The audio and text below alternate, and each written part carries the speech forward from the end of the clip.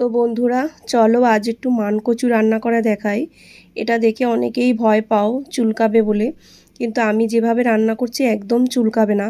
আর যদিও চুলকায়, সিদ্ধ করার সময় একটা আম পাতা দিয়ে সিদ্ধ করলে আর একদম চুলকাবে না।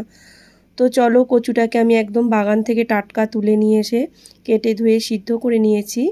এবার ভালো করে মাছ ভাজা করে তুলে নিয়েছি। সেই তেলের মধ্যেই একটু জিরে আর তেজপাতা ফোড়ন দিয়ে কচুটা দিয়ে দিয়েছি। কচুটা একটু ভাজা ভাজা করে হলুদ, নুন, লঙ্কার গুঁড়ো দিয়ে ভালো করে আরেকটু ভাজা করে কয়েকটা কাঁচা লঙ্কাও দিয়ে দিলাম।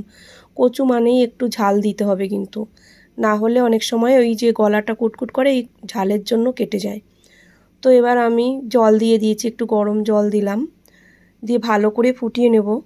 ফুটে গেছে দেখো, এবার আমি মাছগুলো দিয়ে দিচ্ছি। মাছ দিয়ে আরেকটু ফুটিয়ে নেব। আর এর মধ্যে একটা ভাজা মশলা দেব, জিরে, ধনে, শুকনো লঙ্কা, গোলমরিচ শুকনো খোলায় ভেজে গুঁড়ো করে নিয়েছি, সেটাই দিয়ে দিলাম নামাবার আগে। তো এটা দিলেই তরকারির স্বাদ একদম পাল্টে যাবে। আর যে বাটিটার মধ্যে নামাবো তার নিচেও একটু দিয়ে নিলাম, দিয়ে তারপরে এবার তরকারিটাকে আমি ঢেলে দেবো বাটির মধ্যে, আর উপর থেকেও আরেকটু দিয়ে দেবো। আর এইভাবেই তোমরা একবার কচু রান্না করে দেখো, একদম চুলকাবে না। তো চলো বন্ধুরা, আজ আসি, টাটা। এইভাবেই কচু রান্না